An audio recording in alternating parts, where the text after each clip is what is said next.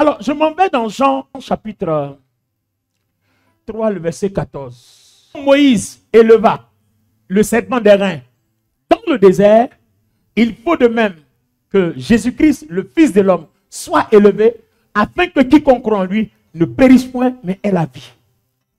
Ah. Donc, comme Moïse éleva le serpent dans le désert, vous voyez, il y a une comparaison. Il y a une comparaison. Donc, ce qui s'est passé avec Moïse, qui a élevé le serpent d'airain dans le désert, afin que quiconque voit le serpent, d'accord, ait la guérison, il faut que Jésus aussi soit élevé, afin que quiconque croit ait la vie.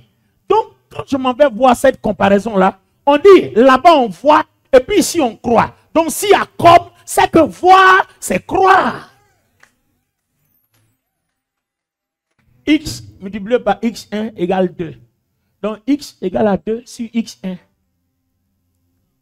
C'est la démonstration biblique. Alors, il s'est passé quoi dans le désert?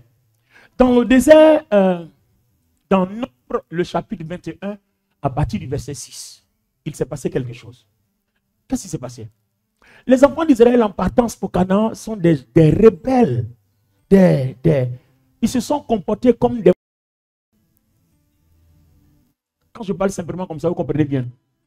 Et Dieu était fâché. Il était fâché à un tel point qu'il envoyait des serpents brûlants. Donc, quand un serpent brûlant tu meurs automatiquement. C'est-à-dire, on n'a même pas le temps même de dire on te soigner un peu. Non, non, non, non. Quand il te pique, tu meurs automatiquement. D'où son nom, serpent brûlant. Alors, qu'est-ce qui s'est passé?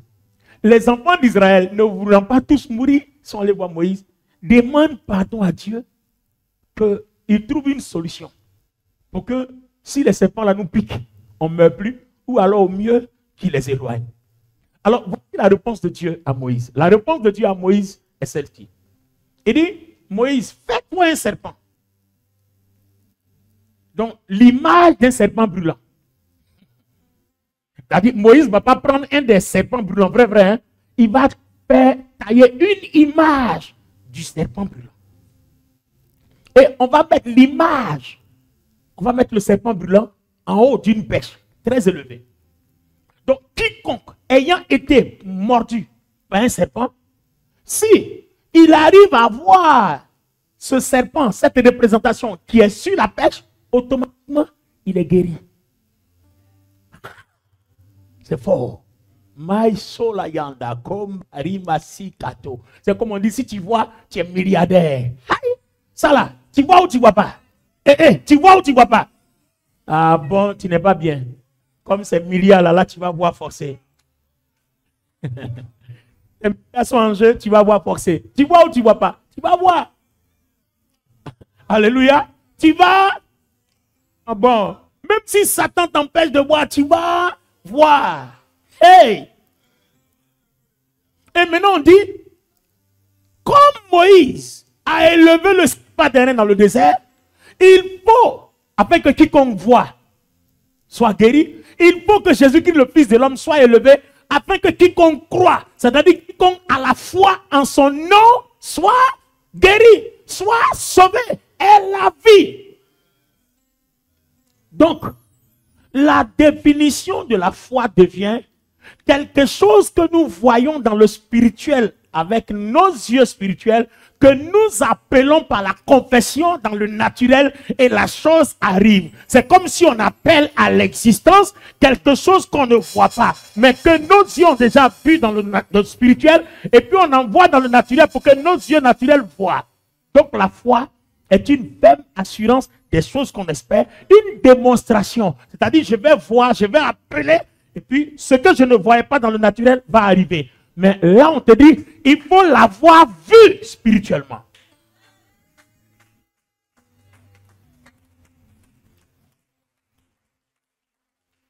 Alors, les amis, avant de peaufiner cette explication-là, je vais vous faire une démonstration. Jude 1 dit, verset 20, c'est vous qui construisez. C'est vous qui construisez. Donc, je prends un exemple. Hein.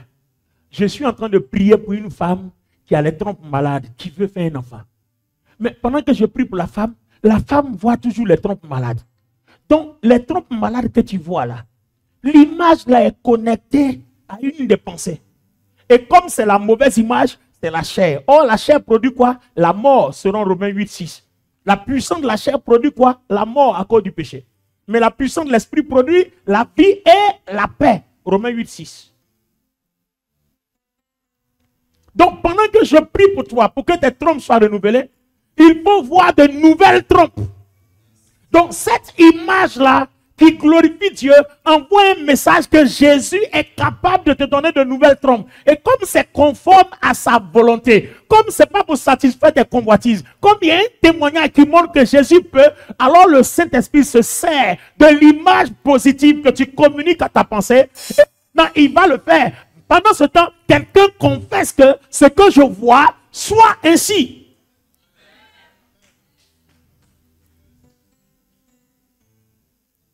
En latin, croire, c'est credere, c'est-à-dire être persuadé.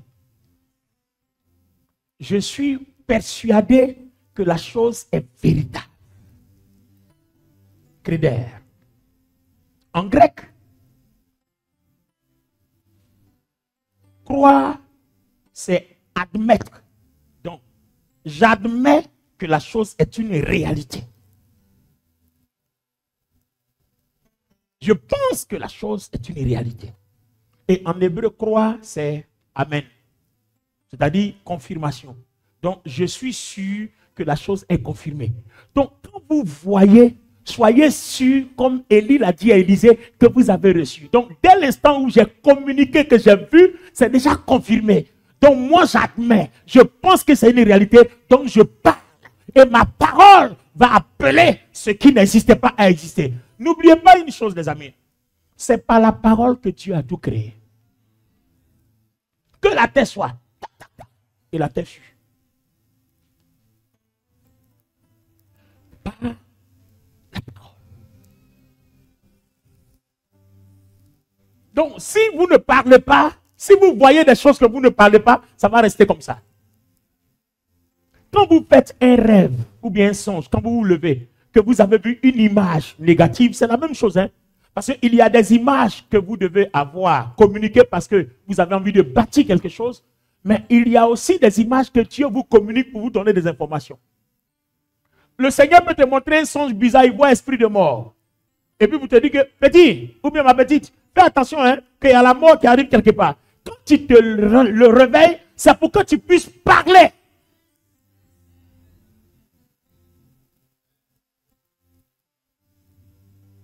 Oh, toi, quand tu te réveilles, Seigneur, j'ai vu la mort, je suis perturbé, je suis troublé, Seigneur. Seigneur, j'ai vu la mort, je suis troublé. Non, c'est pas pour ça qu'on t'a montré pour que tu parles. On t'a montré pour que tu parles.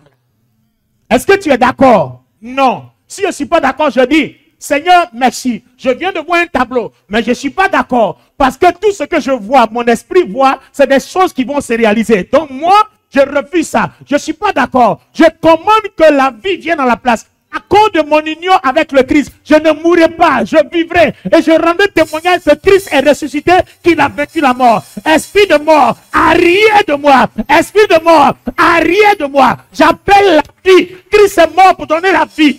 J'appelle la vie dans mon corps. J'appelle la vie dans mes membres. J'appelle la vie. On ne t'a pas montré pour que tu pleures, on t'a montré pour que tu déclares ta position. Quelle est ta position quand tu as vu la chose?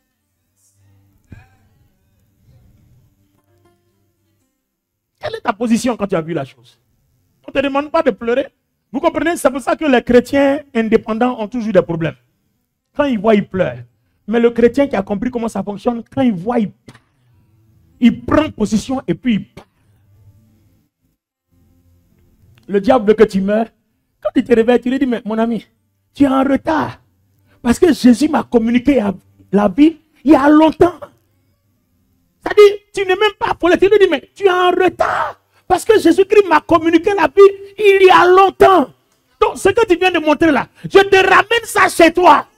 Toi, tu n'es pas uni au Christ. Moi, je suis uni au Christ. Et Christ n'est pas mort. Christ est la vie. Donc, moi, j'ai la vie. Je te ramène la mort. Je te ramène la mort. Je te ramène la mort. Hey! Hey! Hey! Hey! Et pendant que tu dis je te ramène la mort, il faut voir la mort partir chez lui. Parce que n'oubliez pas que les images que nous connectons, c'est ce qu'on veut que Dieu fasse. Donc, quand tu veux que Dieu fasse quelque chose, connecte au monde de la pensée l'image que tu veux que Dieu fasse. C'est pour ça qu'il dit si vous demandez. Donc, ce que tu veux que Dieu fasse là, envoie l'image. C'est comme un signal, envoie. Quand on voit l'image, on sait ce que tu veux. En fait, ce n'est pas ta bouche, ça se passe par l'esprit. Dieu est esprit. Il faut que ceux qui l'adorent, l'adorent en esprit, en vérité. Ce n'est pas par la chair. Envoie-lui l'image. Envoie dans ta pensée l'image que tu veux. Une fois que c'est connecté, on sait ce que tu veux. Et dès l'instant où l'image est connectée, commence à parler. Parce qu'il dit tout ce que vous demandez, je le ferai. Et comme maintenant on connaît les conditions, on sait qu'il faut être dans sa volonté, on sait qu'il faut porter du fruit, et puis on sait aussi qu'il faut... La troisième chose, sa volonté, porter du fruit, demeurer en lui. Oh, tu sais que tu demeures en lui, tu sais que tu portes du fruit, tu sais que ce que tu demandes est sa volonté. Donc il te reste quoi? Il te reste l'assurance que si nous demandons quelque chose conformément à sa volonté, il nous écoute et il le fait. Il n'est pas bon en tant que chrétien, chrétienne, tu pries Dieu, tu lui parles, et puis tu n'es même pas sûr que ce que tu demandes là, il va faire. C'est gravissime. C'est grave. Tu n'es même pas sûr qu'il va faire. On est où là? Nous avons l'assurance que si nous demandons quelque chose selon sa volonté, il le fait. Tout ça, c'est la foi.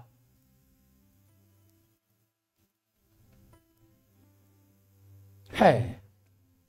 Louez, louez Dieu. Ah. Louez, louez Jésus. Louez, louez, louez Dieu. Louez, Louez Jésus. louez, louez Jésus. Est-ce que vous comprenez un peu que Dieu est tellement bon qu'il a prévu tout pour nous? Tout ce que vous demandez, il dit bien, croyez que vous l'avez reçu. Mais pourquoi il dit croyez que vous l'avez reçu? Ça veut dire, tout ce que vous demandez est un prophète grave. Voyez, si vous avez vu, c'est que vous avez reçu. Je l'ai lu tout à l'heure. Il dit tout ce que vous demandez, croyez que vous l'avez reçu. Or, croire, c'est voir. Donc, tout ce que vous demandez, voyez-le. Si vous le voyez, c'est que c'est fait. Il reste à parler. Donc, Élisée a vu, il a parlé. Le manteau est tombé.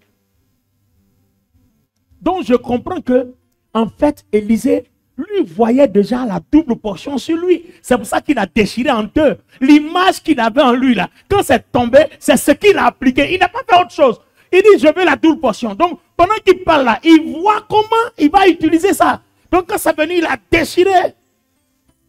Et puis maintenant, il a joint le manteau d'Élie là, qui est connecté aux doubles portions. Le seul manteau travaille dans une portion, travaille dans l'autre portion. Ça fait deux.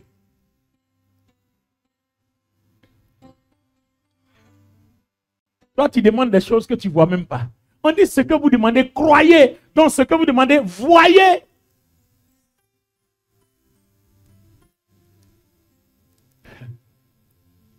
Quand vous vous mettez à genoux, que vous priez, arrêtez de pleurer devant Dieu. Ouais. Il n'a pas fait quoi ça? Hein? Les femmes là, garçon va t'insulter, tu pleures. Tu t'en devant Dieu aussi, tu pleures. Donc toi-même, c'est quoi? Hein? Vous pleurez seulement, pleurez seulement. Hein? Pleurez seulement. Dieu n'est pas dans les funérailles. Il dit, sa joie, il fait des choses parfaitement. Et jusque-là, vous avez vu comment, dans le processus de l'exaucement, on est en train de construire comme ça notre vie. Comment on se sert de la foi, qui est une chose spirituelle. Alléluia. La foi vient de ce qu'on entend, Romains 10, 17, et ce qu'on entend vient de la parole de Dieu.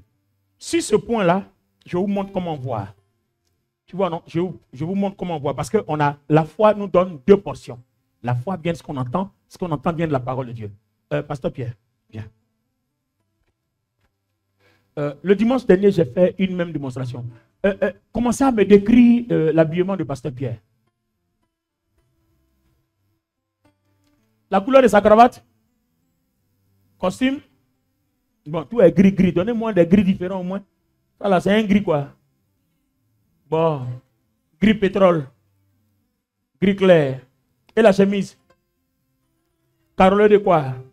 Bleu clair, bleu foncé, bleu quelque chose, du marron, quelque chose. Ok, sa chaussure. D'accord. Il est cocotaillé comme moi. Bien. Regardez, hein. Regardez. Le pasteur Pierre, s'il se met dans un miroir, comme le dit le livre de Jacques, comme quelqu'un qui se mit dans le miroir et puis il se voit tel qu'il est. D'accord? Alors, quand tu te mets dans le miroir, tu vas voir quoi? Tu vas voir ça. Tu vas voir ça. Tu vas voir ça avec tes yeux naturels. Par contre, pendant que tu es en train de te mirer, ton identité naturelle est renvoyée par le miroir. Mais et ton identité spirituelle? Et ton identité spirituelle? Parce que l'identité naturelle, c'est ce que le diable veut que tu demeures. Il veut que tu sois toujours. D'accord? Mais quand je me regarde là, on dit, je suis béni de toutes sortes de bénédictions et de richesses dans les lieux célestes en Christ. C'est-à-dire, on m'a disposé toutes sortes de gloire et de grandeur. On dit, moi, je dois les appeler un par un. Un par un. C'est-à-dire, le Seigneur dit, à chaque jour suffit sa peine. Donc, chaque jour a son programme d'accomplissement. Chaque jour a son programme. On finit l'année, on reprend le processus. Alors, il se passe quoi? Donc, quand je me regarde, 6 mois et 6 mois, quand je me regarde, je ne vois pas la cravate verte. Hein? Après avoir acquis cette cravate, quelle est la cravate haut de gamme que je vais voir? C'est ça que je vois dans mon identité spirituelle. Ce miroir-là doit me ramener ce que Jésus-Christ dit que je suis. Donc, quand je regarde le miroir, je ne confesse pas ce que je suis, mais je confesse ce que la parole dit que je suis. Donc, ce que la parole dit que je suis, c'est ce que je vois. Donc, si pendant que je suis en prière, je continue de voir ce que je suis, rien de ce que Dieu dit que je suis ne se réalisera. Parce que la foi, c'est quoi? C'est voir. Et si tu ne vois pas, ça ne s'accomplit pas. Parce que si tu demandes, il faut croire que tu l'as. Donc, il faut voir avant de l'avoir eu. Et Élie a dit à Élisée, si tu as vu, c'est que tu as reçu. Donc, ça fait, en fait, Élie parlait de la foi d'Élisée qui doit construire son ministère s'il voit la double portion. Il veut construire son ministère sur la base d'une double portion. On lui demande, il faut voir. Si tu as vu, c'est que tu l'as.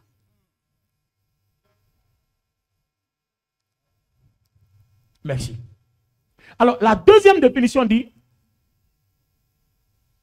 dans Hébreu cette fois-ci, Hébreu dit, la foi est une ferme assurance des choses qu'on espère. Ça rejoint Romains 10, 17. Donc, quand je me mets devant le miroir, moi, je ne m'espère pas pauvre. Donc, ce que je dois voir, c'est ce que j'espère. Or, ce que j'espère là, c'est pas ça. Ça, là, ça coûte combien? On dit, tu es multimilliardaire en Christ. Et puis, pendant que tu te regardes dans le miroir, 5 francs, tu n'as pas. Et puis, toi, tu continues de te voir tel que tu es. On dit, une ferme assurance des choses qu'on espère. Est-ce que tu es sûr que tu es multimilliardaire dans l'esprit? Alors, vois cela et confesse cela. Et puis, appelle ça. Come on. Hey. Hallelujah.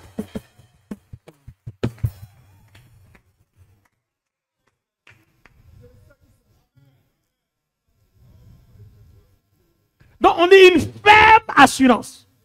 Or, le verset qu'on a lu au début, quoi? Nous avons cette assurance auprès de lui que si nous demandons quelque chose selon sa volonté, or, la parole de Dieu est déjà sa volonté. Donc, ça, là même, on ne réfléchit même pas. Donc, quand la parole de Dieu dit, par ses maîtrises, je suis guéri, c'est déjà sa volonté. Sa volonté est qu'on soit guéri. Sa volonté n'est pas qu'on soit malade. Oh, toi, tu confesses que, non, la chose là même, depuis je prie, ça ne va pas. Donc, je vais vivre avec. Toi, tu as envie de vivre avec ça. C'est toi qui veux vivre avec. Sinon, on dit, sa volonté est que tu sois guéri. Ce n'est pas sa volonté que tu demeures avec une maladie. Non. Il dit allez, guérissez. Il n'a pas dit allez prier pour les malades. Il dit guéris. Donc, dans sa volonté, c'est zéro maladie. Donc, toute maladie qui est en toi doit être refusée systématiquement. Come on. Que ça vienne d'un sorcier ou que ça vienne d'un je ne sais qui, elle doit être refusée. Automatiquement, systématiquement. Tout chômage doit être refusé. Il dit que celui qui ne travaille pas ne mange pas. Donc c'est sa volonté que tout le monde travaille.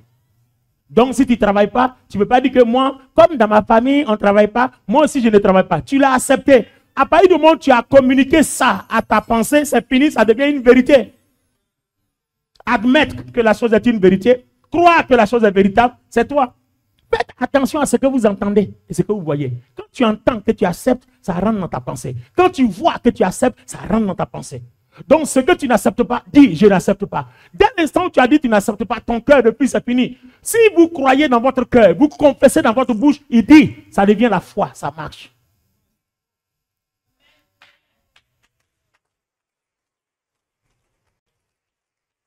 C'est pas moi qui le dis, c'est Romain qui dit. Romain dit, si tu crois dans ton cœur, et si tu confesses de ta bouche, alors tu auras. Oh, croire dans ton cœur, ça veut dire quoi? Si tu vois dans ton cœur, puisque croire c'est voir. Alors qu'est-ce que tu as vu dans ton cœur? Tu es à genoux, tu es en train de demander une guérison. Ou bien tu demandes la délivrance de ton enfant. Mais pendant que tu demandes la délivrance, qu'est-ce que tu vois dans ton cœur? Donc ce que tu vois dans ton cœur, si tu le confesses, ça marche. C'est ce que la Bible dit. Vous connaîtrez la vérité et la vérité vous affranchira. Ladies and gentlemen, mesdames et messieurs, il peut alors arriver que malgré qu'on confesse tout ça, et puis ça n'arrive pas. Hey? Donc il faut qu'on cherche la cause. Il peut arriver que malgré que je suis dans les bonnes dispositions, j'ai la foi, je vois, je fais tout ça, mais la chose n'arrive pas. Alors non, ne vous inquiétez pas. Dans la Bible, il y a toujours une réponse. Je m'en vais dans Daniel chapitre 9 et Daniel chapitre 10. Daniel chapitre 9, on va lire, on ne va pas lire tout, mais on va lire les versets 20, 21, 22, 23. Bon, ma lectrice n'est pas là aujourd'hui, elle est en mission. Amen. Et je crois pour jusqu'à 3 semaines, donc ça va chauffer. Hein. C'est pas que j'ai bossé mon texte par cœur et puis je suis venu ici. Comme ça, je suis tranquille, il n'y a pas de problème avec quelqu'un. Voilà. Alléluia. Donc pour dire que souvent quand on vous dit faites là, c'est parce que vous êtes là qu'on vous dit faites. Si on entend normalement, nous-mêmes on peut faire. Aujourd'hui là, j'ai fait moi-même. Voilà. Donc quand tu es là, si on dit fais, il ne faut pas penser que sans toi on ne peut pas faire. Voilà. Amen. Non, c'était pour taquiner un peu, je passe. Daniel, le chapitre 9, le verset 20, 21, 23. On sait que la prophétie de Jérémie dit que la captivité d'Israël doit durer 70 ans. Vous voyez, une prophétie annoncée sur la vie de quelqu'un. Et puis, la date est arrivée, la prophétie ne s'est pas accomplie. Donc, le premier réflexe, tout de suite, le prophète était menteur. Parce que ce qu'il a dit n'est pas accompli, c'est un faux prophète. Bon, en effet, il y a des faux prophètes, il y a des menteurs. Voilà, un prophète qui prophétise, toujours, et puis ça ne s'accomplit jamais, c'est que vraiment, il ne va plus là-bas. Bon, si toi tu veux continuer à aller là-bas, ça c'est ton problème. Bon, en tout cas, Jérémie l'a prophétisé une seule fois. Mais on n'a pas dit que la prophétie de Jérémie est mensonge. Quand les 70 ans sont arrivés, Daniel dit, moi Daniel, je pris les livres et je réalisais qu'il devait s'accomplir 70 ans. Mais les 70 ans sont passés, on est encore esclaves. Donc il dit, je m'en vais demander à Dieu pourquoi. Donc vous voyez que quand vous remplissez toutes les conditions et que la chose tarde, allez-y demander à Dieu. C'est pour ça que souvent on prend des jeûnes, on prie, on s'en va parler à Dieu. Si souvent on met des jeûnes dedans parce que bon, il arrive des moments que tu as tellement mangé que tu n'es pas inspiré. Donc au moins en te privant de nourriture, tu vois, au lieu de penser à la nourriture, tu as pensé au moins à autre chose. Donc de temps en temps, tu mets un peu de jeûne dedans, ça te permet de te concentrer. Donne-moi ton amen bien église. Donc Daniel s'en va prier. Cette fois-ci, il n'avait pas jeûné. Hein. Il allait seulement chercher la face de Dieu. Et le verset 21, 22, 23, il dit, un ange, un messager de Dieu, un ange est arrivé vers lui d'un vol rapide. L'ange est là. C'est pauvre. My God. Et puis l'ange lui dit, Daniel, tu es un bien-aimé, tu es quelqu'un que Dieu aime. Depuis le premier jour, dès l'instant où tu as dit, je m'en vais prier, où tu as fléchi genou, quand tu as ouvert la bouche, Dieu t'a exaucé.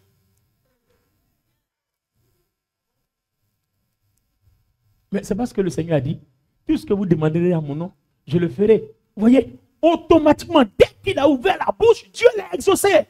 Donc il y a un ange qui est venu d'un vol rapide. Maintenant, on s'en va dans Daniel 10.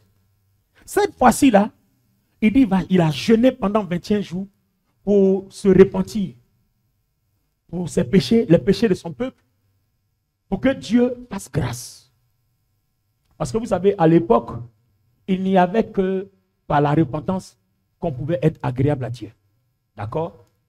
Alors, les amis, c'est au bout de 21 jours qu'un messager, un ange arrive.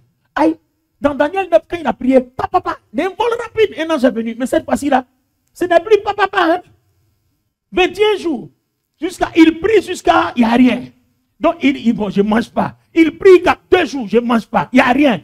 Au bout de 21 jours, c'est maintenant un ange arrive. Et puis le messager lui dit, Daniel, tu es un bien-aimé. Et puis écoutez ce qu'il dit. Hein?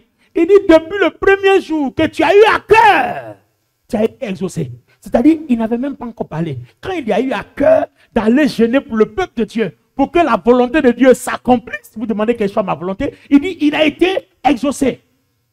Donc, dans les deux cas, que ce soit Daniel 9, Daniel 10, dès qu'il ouvre la bouche ou dès qu'il a à cœur, il est tout de suite exaucé. Et dans le premier cas de Daniel 9, l'exaucement est venu rapidement. Et dans le deuxième cas, l'ange lui dit, je venais. Mais le prince de Perse, le démon qui gouverne la ville, la nation perse, m'a résisté. Lui et moi, on s'est battus pendant 21 jours. Et c'est Michael, un des principaux chefs, qui est venu à mon secours. Et là, maintenant, j'arrive pour t'annoncer ce qui va arriver à ton peuple dans la suite des temps. Donc, en fait, même si vous remplissez les conditions, une prière peut faire face à une opposition démoniaque. C'est comme, par exemple, il peut y avoir des oppositions démoniaques dans votre maison. Vous, soit vous, votre femme ou un de vos enfants, peut avoir une opposition démoniaque dans votre maison. Donc si vous priez que ça ne marche pas, c'est que la chose à un niveau démoniaque, c'est ce démon-là qu'il faut révoquer et puis la situation se règle.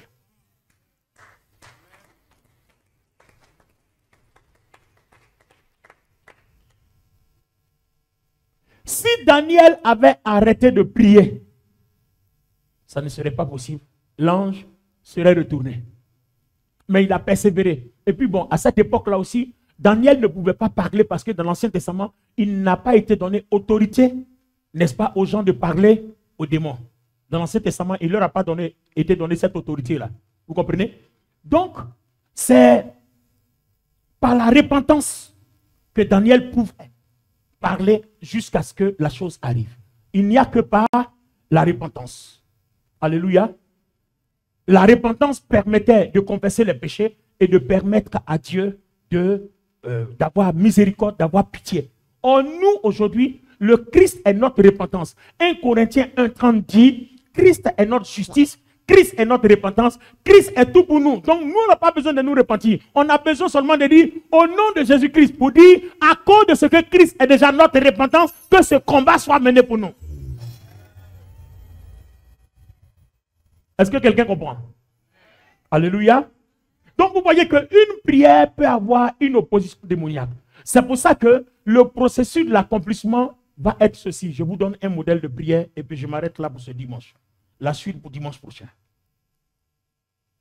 Je suppose que je veux prier, je demande quelque chose à Dieu. Soit une délivrance, soit je demande du travail, ou bien je demande de l'argent, je veux sortir de mes dettes. En tout cas, quelque chose. D'accord? Qu'est-ce que je fais? La première étape consistera à bénir Dieu, à le glorifier pour ce que Jésus-Christ a déjà accompli. Ça, vous ne pouvez pas parler à Dieu sans mentionner ce que Jésus-Christ a déjà fait. Parce que c'est à cause de ce que Jésus a fait que nous sommes agréables à Dieu. Donc, en temps normal, toi et moi, on ne peut pas s'approcher de Dieu. C'est pour ça que dans les prières de Daniel, là, il se repentait d'abord. Il faut qu'il soit trouvé pur pour que Dieu s'approche de lui. Mais nous, on est déjà purs. Ce n'est pas moi. Lisez Romains 3. À cause de notre foi, à cause de notre union, Romains 6, nous sommes purs. Nous sommes justifiés. Donc, si toi dans ta tête, à l'heure où on est en Jésus-Christ, uni à Christ, si toi tu penses que tu es encore impur, ça c'est ton problème.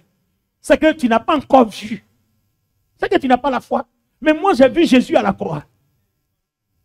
Sans défaut. Et on dit je suis uni à lui. Et son sans défaut est mon sans défaut. Donc c'est comme ça que je me vois. Quand je me mets devant le miroir, même s'il y a une tache, je me vois sans défaut. Et comme ce que je vois, j'ai automatiquement, on m'enlève le défaut parce que ma foi m'a justifié.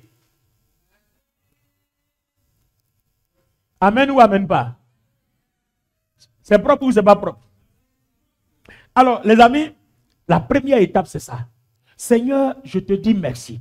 Je te loue. Je suis reconnaissant pour les merveilles que tu as accomplies en Christ. À cause de Jésus-Christ, je n'ai plus de péché. À cause de Jésus-Christ, par ma foi, je suis pur. À cause de Jésus-Christ, par ma foi, je suis guéri. Je te glorifie pour ma guérison qui est accomplie. Tu as dit que tu m'as béni de toutes sortes de bénédictions, de toutes sortes de richesses. J'élève ton nom parce que je suis entouré de richesses. Je vais les posséder chaque jour. Et je te dis merci. Parce que déjà, les gens souffrent pour avoir le matériel. Moi, tu as déjà disposé le matériel. Je te dis merci pour ça.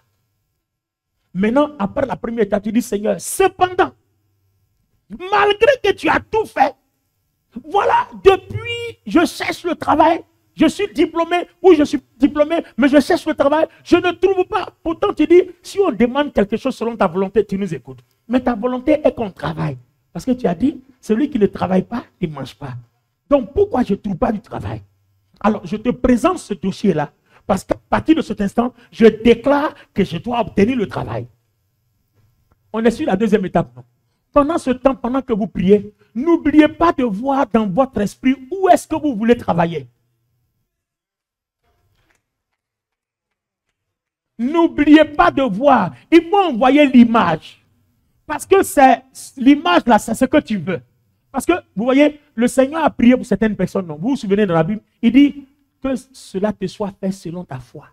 Puis il dit, ta foi t'a sauvé. C'est-à-dire, ce que tu as vu là, ça t'a sauvé. Donc, ce que tu veux là, c'est l'image qu'il faut envoyer dans la pensée. Une fois que tu envoies que le Seigneur tape, on y va, ta foi t'a sauvé, tu es exaucé. Donc, l'endroit où tu veux travailler, il faut voir. Il faut voir. L'enfant que tu veux avoir, le mari que tu vas avoir, il faut voir son teint, il faut voir sa taille, il faut voir son nez, jolie bouche, jolie tête, jolie tête. Il faut voir tout ça.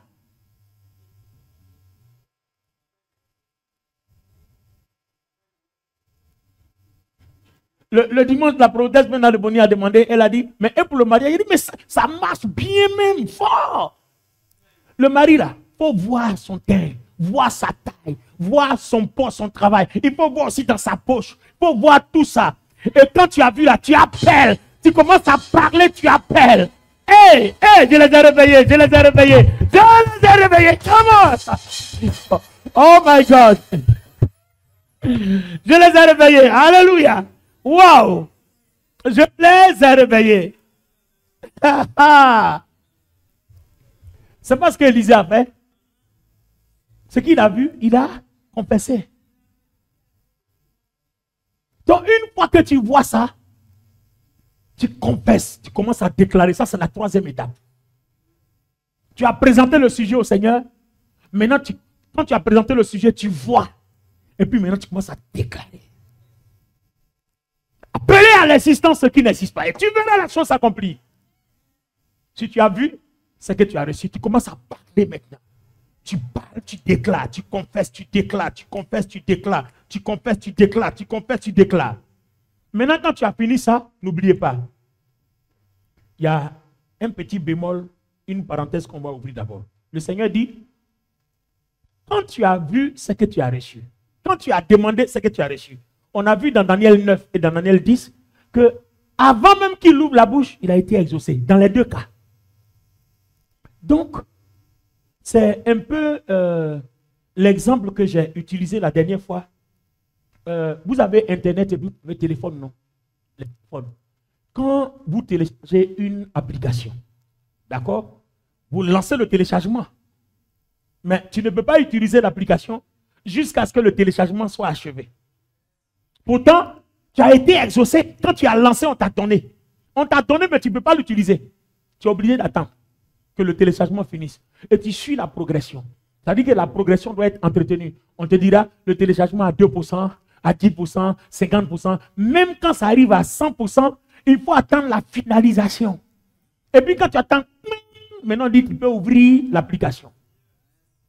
Quand tu as demandé que Dieu t'a exaucé, il y a un téléchargement en cours.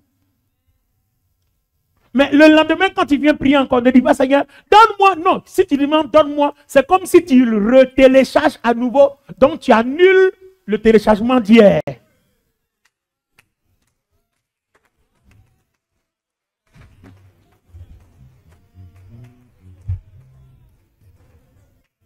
Tu vois? Tu annules le téléchargement d'hier. Donc, un téléchargement lancé, demain, si tu veux prier encore, ne redemande plus la même chose. Seigneur, merci parce que hier, je t'ai demandé telle chose, tu l'as fait. Je veux seulement te dire merci de ce que la chose arrive. Car si la promesse tarde, je dois l'attendre. Parce que le téléchargement finira par atteindre les 100%. Donc, Seigneur, je te loue parce que je l'ai. C'est ta prière. Tu ne dis pas, Seigneur, donne-moi encore. Non, non, non, non. Seigneur, je te remercie parce que je l'ai. On a vu, quand tu demandes, il te donne. Avant même que tu ouvres la bouche. Ce n'est pas lui qui a dit que avant même que tu demandes, tu viennes prier, il sait de quoi tu as besoin. Donc, avant même que tu arrives, ton téléchargement est déjà lancé. Donc, si tu ne vois pas, c'est parce que certainement, il y a une opposition. D'accord? Mais même s'il n'y a pas d'opposition, un téléchargement, ça prend quand même du temps. Voilà. Et on sait que le réseau du Seigneur, c'est un réseau 7G. Amen. C'est un réseau 7G. Donc, c'est un réseau qui fonctionne à coup sûr. D'accord? Si les 5G peuvent télécharger en moins d'une minute, et le 7G, c'est d'un vol rapide. Maintenant, quand il y a une opposition, alors il va falloir combattre. Ça veut dire que la prochaine fois, nous allons apprendre ce que c'est que le combat spirituel.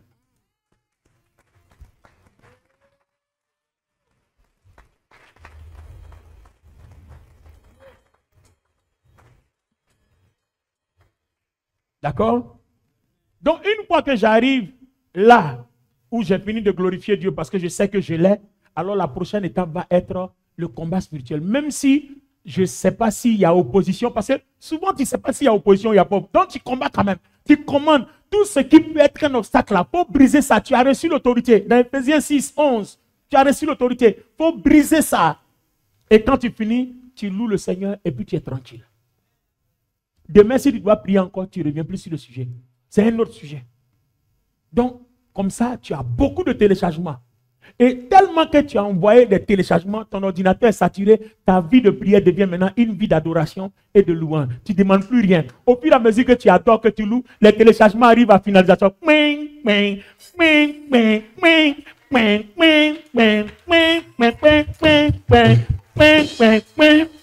Et ta vie devient une vie d'adoration et de louange. C'est pour ça qu'on appelle le culte du dimanche adoration et louange. Ici, on vient glorifier Dieu pour les téléchargements en cours. Alléluia. On vient glorifier Dieu pour les téléchargements en cours. Il y a tellement de téléchargements. Donc, quand on dit danse là, il faut danser. C'est pour ça que quand on dit danse, si tu es assis là que tu peux dire, c'est pas bon. Quand on dit adore, il faut adorer. Parce que si tu penses à tes téléchargements en cours, tu vas même te coucher tout de suite. Parce que ton seul désir est que les téléchargements soient accélérés. Donc, c'est ton adoration et ta louange qui accélère les téléchargements. Et l'adoration et la louange, ça peut se faire aussi en langue. Souvent, quand tu pries, tu penses à tes différents téléchargements qui sont en cours, tu parles en langue. Et quand tu parles en langue, tu vois la gloire de Dieu se manifester. Tu vois les téléchargements s'accélérer. Tu vois le feu du Saint-Esprit qui pousse, qui pousse. Tu vois les anges qui poussent, qui accélèrent les choses. Et tu parles en langue seulement. Et puis tu vois dans ta tête, oh, il y a tel voyage ici. Aïe, aïe, aïe, aïe, aïe. Merci, Kalababo. C'est Kalaba. Baba, Sotorobo. Tu vois, il y a tel, oh, il y a tel accomplissement ici. Et puis tu vois les anges en train de travailler partout. L'image que tu envoies, c'est ce qui se produit. Parce que c'est le résultat de ta foi. Voir, c'est croire. Tiens-toi debout.